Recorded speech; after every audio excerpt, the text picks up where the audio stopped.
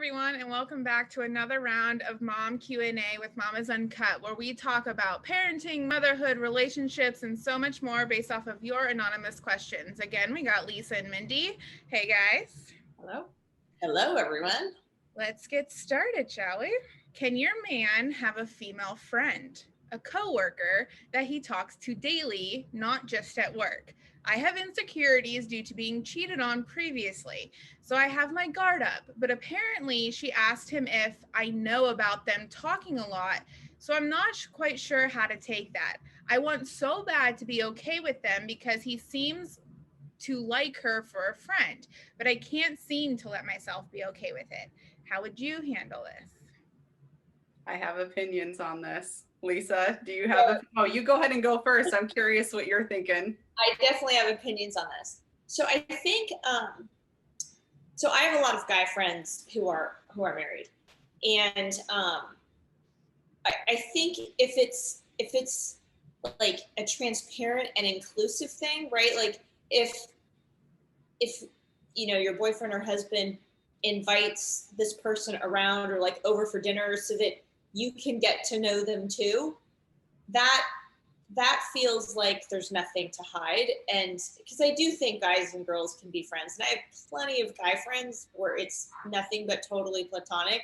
Mm-hmm. And I'm not always like well liked by the wives, but at the end of the day, if I am friends with this person outside of like a work setting, I really work hard to also befriend the significant other, because I don't think it works any other way. And things just need to be above board and transparent. Yeah, no, that's exactly what I think as well. I think if you're not friends with the whole family, right, and if it's a relationship where they are just friends with each other, I don't think it works either. Just because you do have a whole dynamic that you're working into with somebody that's married.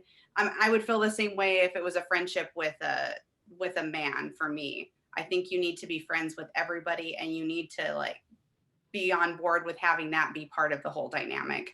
I don't think a tight bond, like a bestie situation, I don't think that necessarily works with a man and a woman if one of them is married. I don't think it's because they'll cheat or one likes the other. I think it just causes problems with the dynamic between with the other one who's married and their partner.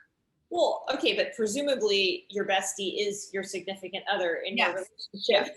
And so if that's not the case. Exactly. And that's why I think it feels like an emotional betrayal sometimes when you have a spouse who's best friends with someone of the opposite sex or whoever they're attracted to. Yeah. I mean, coming from me, someone who has trust issues, I definitely get, kind of where this woman is coming from. But at the same time, because nothing has happened between you and this significant other, you got to give them the benefit of the doubt. And I think when it comes to like her asking, does your girlfriend know that we talk a lot? Like, I wouldn't necessarily, because nothing has happened and you have no reason to think any ill will towards her, I wouldn't take that as a bad thing. I would take that as almost like, are you being transparent with her? Does she know that we talk? Because I don't want to be the reason here that there's any issues. But I like what you guys are saying. Like, yes, if this girl wants to be friends with this guy, then yeah, they need to put in some effort for like the girls to be friends as well. But yeah. And look, I think like, so, there's work friends and then there's like outside of work friends. Yeah.